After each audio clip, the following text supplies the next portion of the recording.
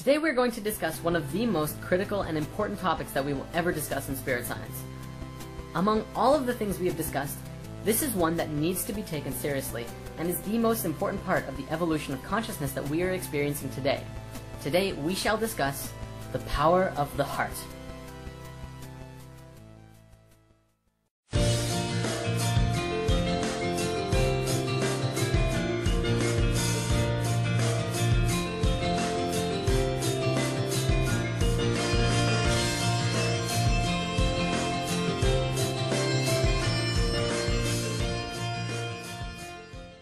Let's just dive right into this.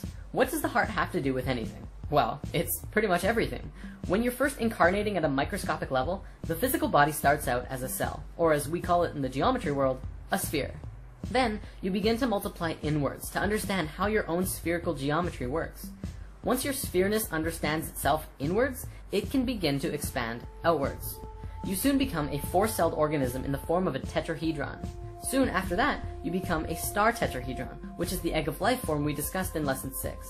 From this diagram, it probably looks more like a cube, but if you rotate it, you begin to see the star tetrahedron form. This form is 8 cells, which from a metaphysical perspective, is the basis of the 8 base chakras in the octave of your body. After that, you become a mess of cells for a while, but eventually you become a toroidal field. The space at the very core of that field is where your first actual organ appears, which is the heart. Okay, so the heart is the first organ that appears as you're manifesting into physical reality. What else?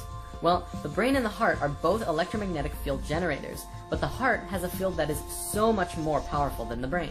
In fact, the heart is 100 times electrically stronger and up to 5,000 times stronger magnetically than the brain.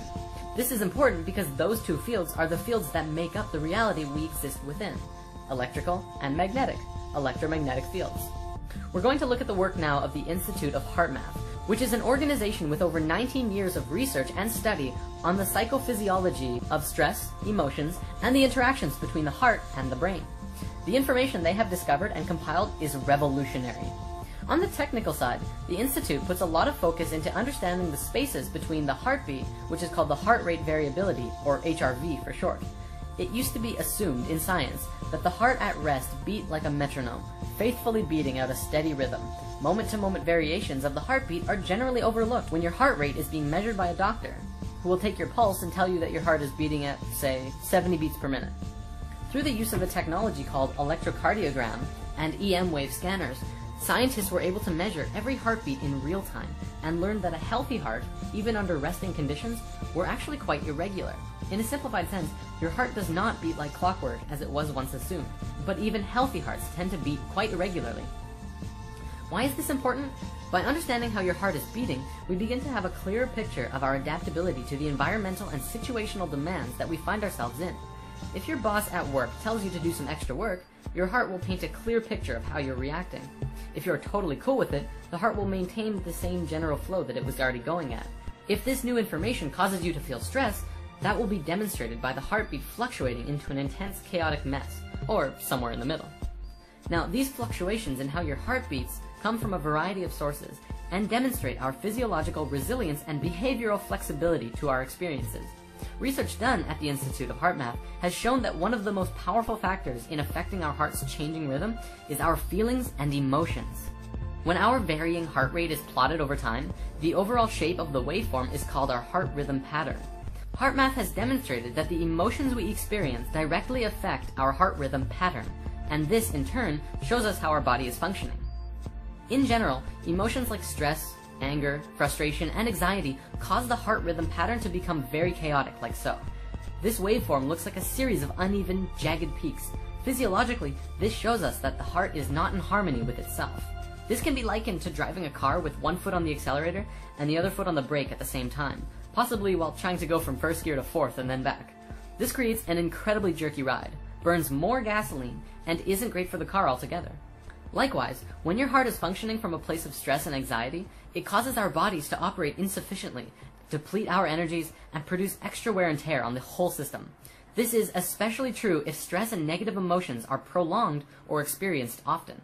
What about positive emotions? Well, there is a massive visible contrast. positive emotions send a very different signal throughout our body. When we experience uplifting emotions like love, appreciation, joy, and care, our heart rhythm pattern becomes a highly ordered, smooth, and harmonious wave.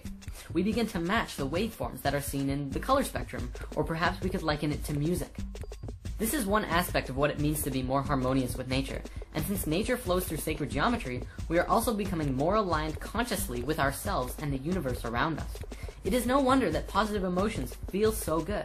They actually help our body system become more harmonious and synchronize and work better. The Institute of Heart Math has shown that generating sustained positive emotions facilitates a body-wide shift to a specific scientifically measurable state called psychophysiological coherence. Let's break this down. Psycho comes from psychological, which means mental and emotions, and physiological means body. Coherence is systematic or logical connection or harmony. Altogether, it means a harmony of both body, mind, and emotional functions. If you're familiar with the four elements, you know that earth is the physical, so body, air is mental, mind, water is emotions, and fire is spirit. HeartMath has scientifically shown now that positive and healthy emotions bring 3 of those elements into coherence, and although they don't look at the spiritual aspect, I don't doubt that the fire element also comes into harmony. In an experiment done at the Institute, they hooked up scanners to an individual who was subjected to very chaotic emotions. For 300 seconds, they measured the respiration, heart rate variability, and blood pressure rhythm. After this time, the individual on the scanners did a technique on himself which they have dubbed the HeartMath Quick Coherence Technique, which activated a feeling of love and appreciation. Instantly, all 3 of the rhythms came into entrainment and harmony with each other, and stayed in harmony for the remainder of the experiment. One important note to stress is that cohesion is not relaxation. The process of relaxation is a low energy state in which the individual rests both body and mind, typically disengaging from cognitive and emotional processes. In contrast, coherence is experienced as a calm and balanced, yet energized and responsive state of being that is optimal for mental acuity, focus, problem solving, and decision making, as well as the physical activity and coordination. So coherence is the natural state you want to be in all the time. You know, unless you're relaxing. You know, that's good too. So how does one get into this state of cohesion? Breathing. Your breath is intimately connected to your heart rate and your heart in general.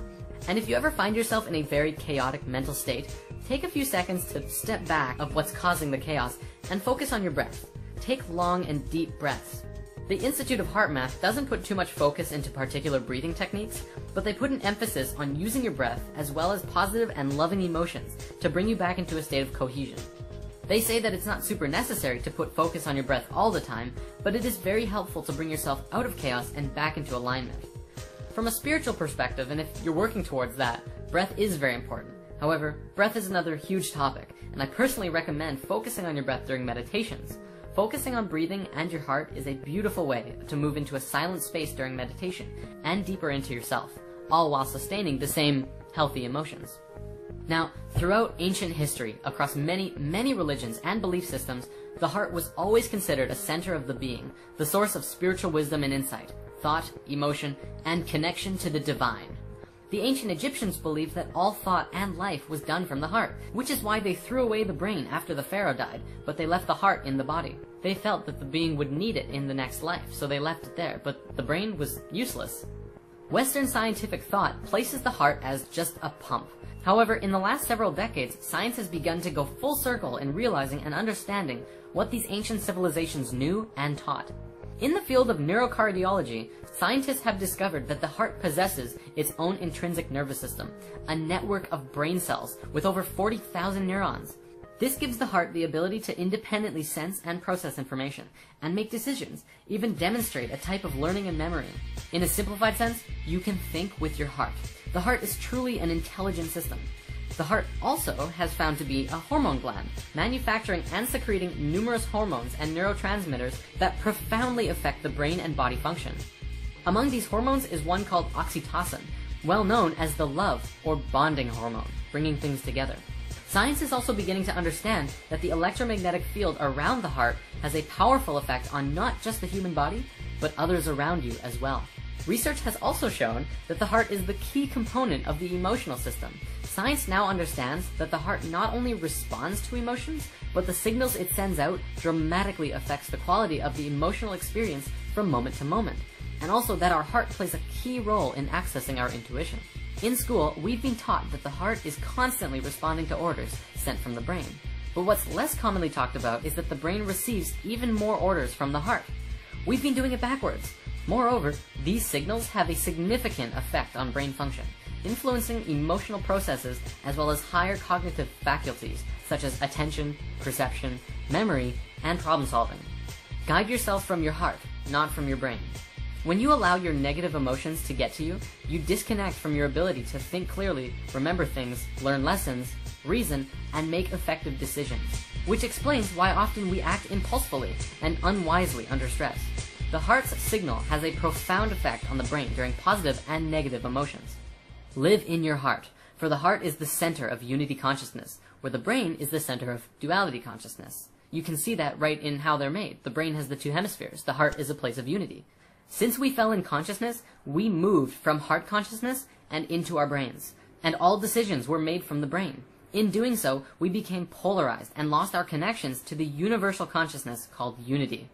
This shift in consciousness we are experiencing now is a movement from the brain and back into the heart, where we will once again know and understand the universe and unconditional love for everyone and all things, regardless of who they are or what damage they've done to themselves or others. And this is why the heart is so important right now. Live in your heart. It is the gateway to the divine. Purposeful moons in Capricorn, sullen and cold, our hearts adore. Just how much more can we endure? Wondering what our lives are for. Where will you go? What are your plans? When facing hardships, will you stand? Civilization, social orders, bound